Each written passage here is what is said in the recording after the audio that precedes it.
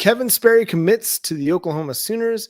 What does it mean for the 2024 cycle? And what is Oklahoma getting with the North Texas quarterback? John Garcia is here to join us and tell us all about Kevin Sperry as well as what's going on in the 2024 class on today's episode of Locked On Sooners. You are Locked On Sooners, your daily podcast on the Oklahoma Sooners, part of the Locked On Podcast Network, your team every day.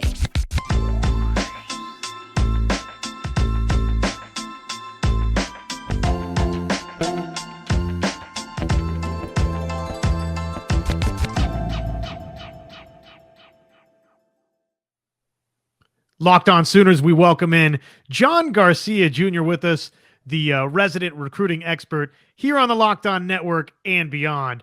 Well, since we've last spoken, John, some big news for the Oklahoma Sooners, a commitment in the 2025 class. I don't know that I had that on my bingo card, a commitment in 25 before there was a commitment in 2024. But what can you share with us about the quarterback that Oklahoma's got a commitment from in Kevin Sperry? Yeah, Kevin's got a lot to like about his game. A kid who waited his turn and finally got the keys to that Rock Hill offense in 2022, and he really ran with it, literally, right? Dual threat to a certain degree, but really you like the makeup of this kid. 6'1", 200 pounds or so. Again, just in the class of 2025, so 2 full years of high school ball left, but he's already kind of filled out just a little bit. And man, when you watch him spin it, that trigger is very, very quick. I mean, he can get the ball out immediately. He's very comfortable on the move. So some really, non-negotiables when it comes to a modern spread quarterback. Kevin hits a lot of those notes in spades, even though he's so very young. We've seen him a little bit this offseason in the camp and combine circuit, and it translates there. That arm is really impressive in person, and he's got accuracy in the pocket and on the move, which is, of course, really important when you're talking about an offense that's going to go fast and try to move as quickly as a Jeff Lebby offense will. And this was obviously, from his standpoint, a pretty thorough evaluation, right? I mean, this is a kid who camped and has had high interest in Oklahoma for a year or so. So basically, from the moment Lebby got there, this is one of the first QBs in 25 that they were going to be involved with. So once that offer came in, it wasn't a huge surprise to see him jump on Oklahoma's commitment list or kick off the commitment list in 25 soon thereafter. But again, a lot to like about this kid from a physical and a build standpoint. And the game is modern, it's fluid, it's athletic. He can drop the arm angle, do a lot of the fun stuff that we're seeing a little bit more common nowadays. And he's probably, with his running style, he's going to give off some Baker Mayfield vibes. I think that's almost inevitable with being committed to Oklahoma with a bit of a smaller, more filled out stature. So we'll see if it changes here going forward. Again, 2 more years before he actually gets to Norman for good. But I really like this take relative to all of those modern traits. He's one that if he would have stayed uncommitted would probably be a 2030 scholarship offer kid. But obviously he was waiting around very patiently for this OU offer to come in. And once he got that green light, he accepted pretty quickly.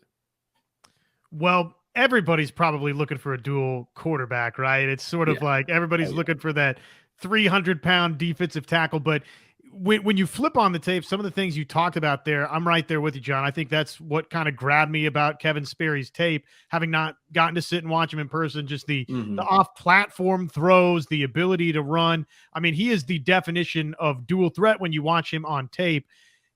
I would imagine, again, everybody's kind of looking for that guy, but is this sort of the perfect quarterback in your mind for Jeff Lebby and what he wants to do offensively? Absolutely. I mean, just look at Dylan Gabriel. I mean, go back to Lebby's track record at Ole Miss or even all the way to UCF, and you see a whole lot of similarities between those QBs and Sperry, even though Kevin is so young. Again, we can't emphasize that enough.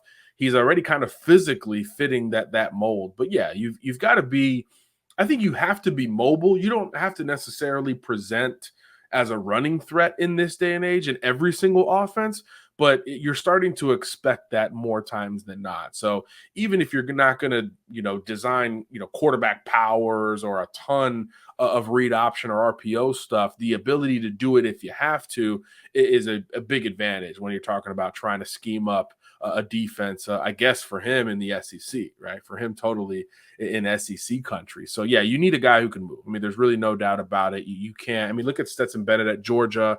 You can be undersized if you start to compensate in other areas. And really at quarterback, if you're undersized, you've got to be able to move. No disrespect to like a Drew Brees, but I think he's maybe the last of the undersized pocket guys. You've got to push more in the Bryce Young, Baker Mayfield, Kyler Murray direction, where you've got to be able to move and move that pocket and work well accurately outside the pocket, in addition to the ability to tuck it and run it to actually pick up yardage. So this probably, we don't think, impacts anything with Michael Hawkins in the class beforehand, correct, for Oklahoma's sake? No, I don't think so. I mean, this is big boy ball. You're going to take a quarterback every year. It is somewhat unusual to grab a 25 before a 24, but we saw a lot of schools grab a 24 before a 23, and it didn't hurt them at the end of their pursuits in the class of 2023, even at quarterback. So yeah, it's to be expected. If you're a Division I, Power 5 type quarterback, you're going to face a ton of competition, and really your head's on a swivel always, because it's a business and it's a numbers game, but it's never on a swivel for the next recruiting class. It's usually for the portal or for guys who are your age or older that are potentially going to come in and challenge you on the depth chart. But I don't think this commitment hurts the hype or momentum for Hawkins in any way. Does it motivate anybody in the 24 class to sign on with Oklahoma, or is this more impactful in a jump start for 25 for OU? What do you think? I would say if it would have impacted any position, it'd probably be a quarterback, right? It'd probably make you say, hey, well, look at all of the, I guess, attention Kevin Sperry got when he made this decision. Is that something that, humanly as a teenager, you kind of say, man, I'd like to grab that here. I don't know which came first, the offer to Sperry or Hawkins' commitment date, but, one could have influenced the other. Absolutely. And I think you don't discount Oklahoma's positioning in all of this, right? We've seen schools dictate some timeline events here to try to create some momentum, and there's no doubt that the Sooner class being empty right now is not a concern, but it's something that I'm sure your audience is asking about pretty consistently. So you need to get sort of that first guy on board to get that thing rolling, and there's sort of this feeling that once that happens, it could snowball pretty quickly with a lot of commitments. So Hawkins throwing out that April 8th commitment date, I think, is probably really good news for Oklahoma, and it could be the foundation of a bit of a snowball effect from a recruiting standpoint. Well, there's a lot of OU fans that want to know about just that, the April 8th commitment date for Michael Hawkins. Still feeling good here for Oklahoma, still a two-school race. What do you make of it? And as we inch up closer to this, do you favor Oklahoma? Where are you at with it? Yeah, I'm still there. I actually checked in with sources away from Norman about this kid just the other day, and there's a sense even from those angles that, hey, yeah, this is going to be Oklahoma's race to lose. I think getting him back on campus, offering little bro, all of those things point to kind of a reemphasis on, hey, you're still our guy, and that communication between the coaching staffs, Venables and Levy on down, I think is always smart from a timing perspective. And it really seemed like that trip and that time, that whole sort of family effort there in Norman resettled things, because there wasn't a lot of visit talk after that. It shifted right back to commitment talk, which tells you even the other schools that are trying to gain ground and maybe regain some ground in Arkansas's or TCU's case, it even shows you there that maybe there's, you're not relenting and saying, hey, yeah, you got us on this one. We'll get you next time. But I do think the lack of tangible visit plans to those schools going forward after this family trip to Norman, I think that does sort of read a lot of positivity on the tea leaves towards Oklahoma. Look, this relationship with Levy is longstanding. Obviously, all the legacy stuff on top of it. So I do think it's a lot for any school to come in and compete with, especially given that the battery between Venables and Levy, although questioned, was never really shaken or changed at any point this offseason. So I think that kind of gives it a different level of comfort relative to the other schools in the mix that have almost all had some significant offensive staffing changes. I'm jumping around a little bit on you. John Garcia Jr., by the way, is our guest right here on Locked On Sooners.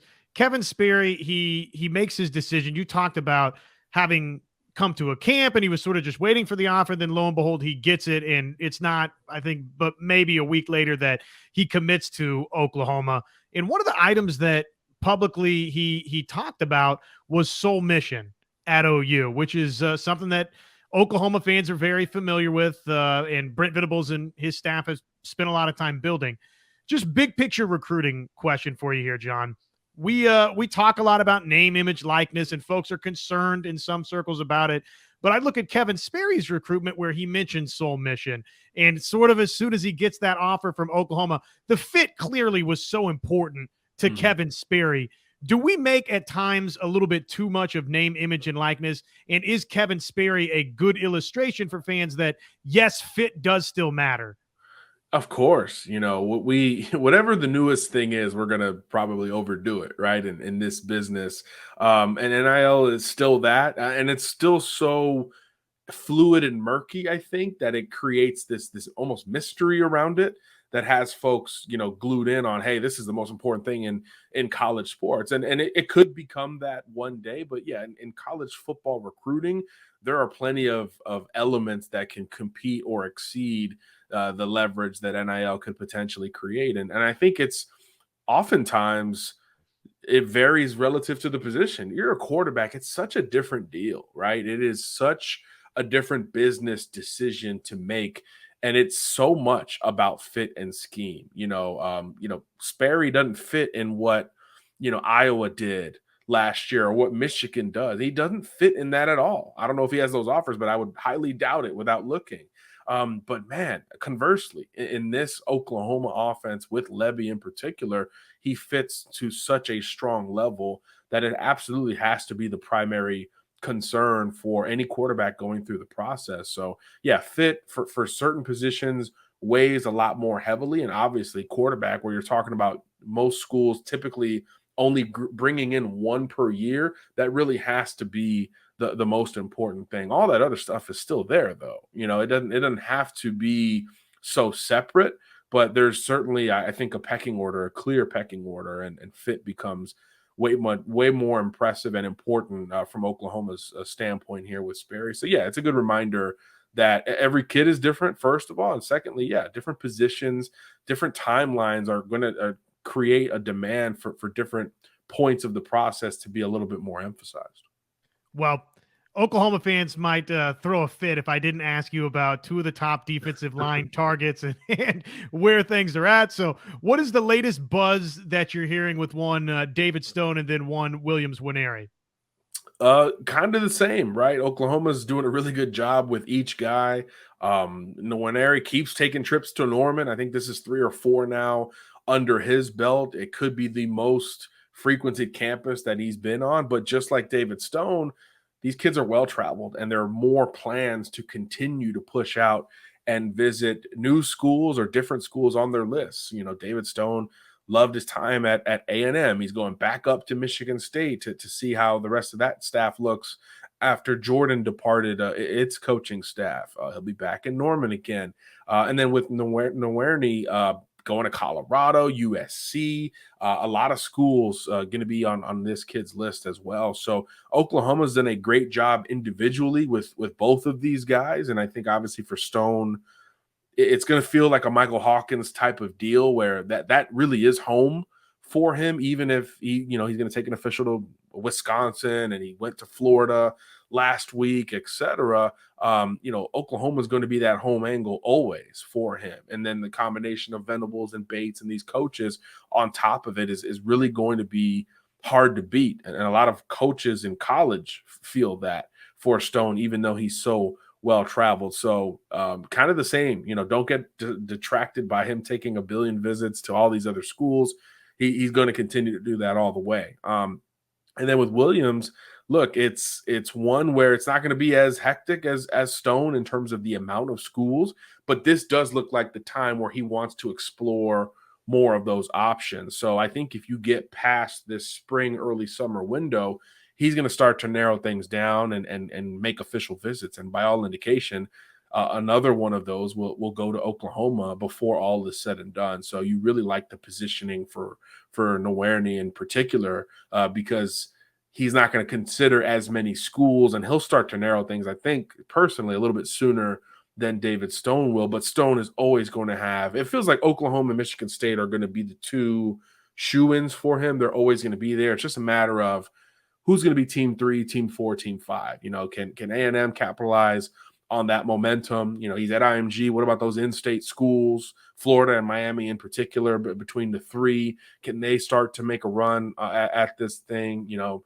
does Colorado get involved here? You know, those are the questions more for Stone, which I think makes it feel like his recruitment could last a little bit longer. John, I know you got to run and get out of here, so just one more, if I may. Mm-hmm. The spring football season, we're just about to get going here. The next couple of weeks or months, again, I like to ask you something that's not necessarily Oklahoma specific, but if there is an Oklahoma tie, then by all means, you know, tee off here. But what are the big storylines you're following the next couple of weeks, month or so as we get this spring season going? We're starting to see a few programs push for spring official visits. So I'm curious to see how those go. A lot of programs are waiting for the summer months for the most part. So I'm curious to see, you know, do any of those summer official visits lead, or spring, I should say, lead to any early verbal commitments? And then, of course, the rest of the QB dominoes. You mentioned Hawkins earlier, April 8th. We now have a date for him. How does that domino fall for the other schools? You know, there's a lot of there's a group of emerging quarterbacks, and then, you know, it's Dylan Raiola at the top. How does that accelerate anybody else's timeline for the Luke Mogas and the Aaron Nolans of the world that are still going to make decisions and have some overlapping schools with some of these kids that are going to come off the board? So anytime a 24 QB makes a decision, you start to look around and wonder when the rest of them will. And just like it has been the case for this whole cycle, this 24 class is ahead of the pace. Usually this is the time of year where these kids start to make decisions. Well, half of the elite ones have already made those calls in the class of 24. So the other ones are certainly on notice with that. So when do they start to come off the board? And, you know, once the quarterbacks are on board, everybody else's classes start to grow kind of simultaneously, because now you have an extension of the coaching staff that is helping you to recruit, in this case, their peers. John, you're awesome. We really appreciate your time here on Locked On Sooners, as always. Of course, right here with us and across the Locked On Network, you can find John Garcia talking plenty of recruiting. But for those that can't get enough, they want some more, where can folks, what's the easiest place to find you? Yeah, just hit me on social. Twitter, most consistently, John Garcia _JR. We're talking recruiting all over the country every single day, pretty much. So come hang out. John, hey, thanks, buddy. Thanks for having me.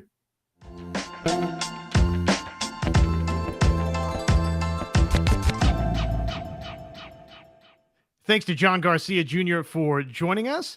Oklahoma hosting a joint pro day with the SEC. Let's discuss what that might look like after I talk to you about FanDuel. It's past the midway point of the NBA season. We're coming down the home stretch here and now. The perfect time to download FanDuel, America's #1 sportsbook. The app, it's safe, it's secure, super easy to use.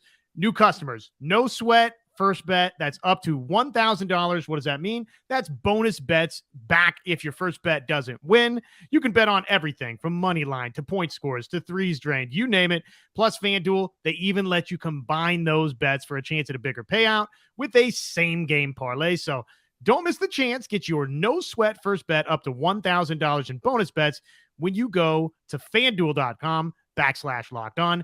FanDuel.com/locked on to learn more. Make every moment more with FanDuel, an official sports betting partner of the NBA. So Brett Yormark, new Big 12 commissioner, John, has been touted as a visionary, someone that has some unique and new ideas.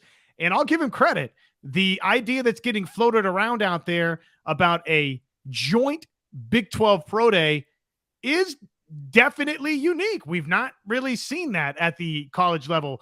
Generally speaking, everybody kind of wants their own cake and to eat it too. They don't want to share with the Baylors of the world or the TCUs of the world if I'm Kansas State, so on and so forth.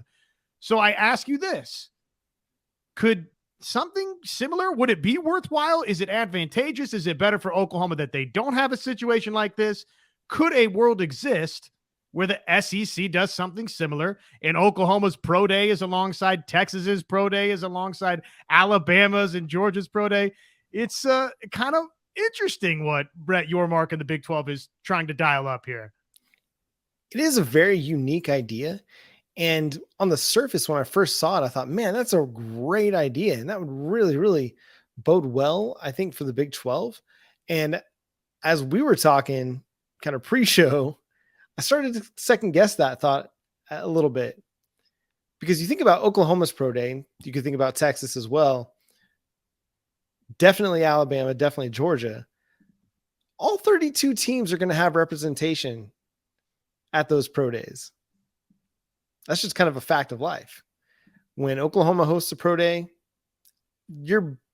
I'd be shocked if you didn't get all 32 teams sending at least a scout out to see what Oklahoma has to offer. Because that's how you uncover, the late round draft pick that nobody else has seen or nobody else feels real comfortable with because they didn't get a chance to meet them. It's going to Pro Days a lot of times. Guys that weren't invited to the combine, but you've got really good tape on them and you're just kind of not sure where they might fit. Well, you go to a Pro Day, you get a better chance to talk to them, and potentially that sets up an opportunity for you to draft that person. You have this big combined Pro Day with all 12 teams. And if you're Oklahoma and Texas, you'll still technically be a part of the Big 12 when that launches in 2024 at AT&T Stadium in Arlington, Texas. But will you want to be a part of that? I mean, you're basically transitioning to becoming an SEC team. The more I think about it, the more I don't think really it is advantageous for Oklahoma, because then say, let's take a guy like LaRon Stokes. At Oklahoma's Pro Day in 2022, he really stood out. Like, he was one of the winners of the day. I even, asked, Perry on Winfrey, like, who really stood out today? LaRon Stokes was the guy that he mentioned. Like, he was the guy that really just blew up in all the testing drills. But he didn't have a chance to go to the combine, so that was like his one shot. And he got signed as an undrafted free agent by the Arizona Cardinals. Didn't stick, but still, that created an opportunity for him. Now, if he goes to a Pro Day that is similar to the combine that 12, 14 teams are a part of, maybe he gets lost in the shuffle a little bit. Maybe he's, just one of a number of defensive linemen that kind of stand out to scouts and front office members and things like that. So it might not be as advantageous for the Oklahoma Sooners or for the future SEC to have something similar to what the Big 12 is putting on. Now, for the Big 12, teams like Houston, Iowa State, Kansas, Texas Tech, it might be advantageous, because are they going to get representation from all 32 teams out at their Pro Days? Maybe not. And there could be a strength in numbers factor at play here for some of these schools. With the SEC, you don't need that, right? I mean, I don't have the direct numbers in front of me, but you and I and pretty much anybody that's been following college football knows that a lot of the first round, second round NFL talent, a good percentage, has been coming from the SEC. And probably you could toss in Ohio State, Michigan, a couple of teams from the Big Ten into that category. Certainly Ohio State, right, into that category as well for first round, second round NFL talent. And Oklahoma's had their fair share as well. But a large portion of that is coming from the SEC. And so Alabama and Georgia and Florida and LSU probably don't look at one another and say, you know what would be great for us? Let's get together and just have a Pro Day all together, all in one. I will say this, though, the creation of inventory standpoint of this, I don't think that all of a sudden, because the Big 12's holding a conference-wide Pro Day, that all of a sudden each school is getting $1 million more, because it's just not going to be that type of singular television event. But you get creative and do something similar for the NBA draft and just on and on and on. You do a schedule reveal every single season, John, where now all of a sudden, I mean, this is something we've clamored for, or college football fans have clamored for in the past. Why is there not a schedule reveal show a la what you see in the National Football League? And oh, by the way, the Big 12 is partnering with the National Football League to put this event on. So while I don't look at it and say that it's necessarily something that Oklahoma individually would be missing out on, if, not if, but when they jump to the SEC, if the SEC doesn't do this, I kind of like the forward thinking angle to it for the Big 12, just to be a little outside the box. This is something that other conferences haven't done. Again, you could do something similar for the NBA draft. You could have a schedule reveal. I mean, there's clearly, John, the wheels are turning a little bit to create maybe just even that little bit of extra television revenue that you could package together. Oh, 100%. And people will be watching it. Like, there are enough draft nerds out there that will definitely be tuning in for Big 12 Pro Day, just like they do for the NFL Combine, because everybody wants to see these guys. And, a guy like Dillon Turner-Yell, maybe he's somebody that gets on more people's radar at something like that. Somebody, I don't know, you could pick Xavier Hutchinson out of Iowa State. Now, he's a solid name at wide receiver, but how many people really, really know about Xavier Hutchinson and what he brings to the table? People will be finding out. But I do think that there is a benefit to it for the Big 12, because it also just gives your conference more football exposure, which that's never a bad thing. So even if it's not something that the SEC were to do down the road, or that Oklahoma and Texas would participate in next offseason, I do think that the Big 12, it just allows them to have a weekend that focuses on them and their conference and their in football. And that's a good thing from a marketing perspective. So even if it's not something that ends up, creating more Big 12 first rounders or second rounders or things like that, it gets more people's eyes on your product, which is never a bad thing. That's the goal. That is the end goal in today's college football world, is getting eyes, capturing television sets and streaming. And this is just another way to do it. So it is a really good idea. I joked with some folks in a group chat. I was like, man, why couldn't the Big 12 become cool years ago? Because maybe we would have stayed. Like, maybe Oklahoma and Texas would have wanted to stay a part of it, but maybe not. Maybe they would have still chased that competitive edge. But I do think that this potentially provides a recruiting boost to the Big 12, because then, high school kids are saying, okay, the conference is going to do what they can, in addition to my team, to help put me in front of area scouts and, National Football League scouts. So I do like the outside the box thinking. And I think we're going to continue to see more of this out of Brett Yormark in the Big 12. Well, in closing on this, the big key for Brett Yormark in the Big 12 will be Deuce Vaughn's got to be there, right? And insert Big 12 star that is not from the University of Oklahoma or Texas, because the NFL Combine is still going to be king.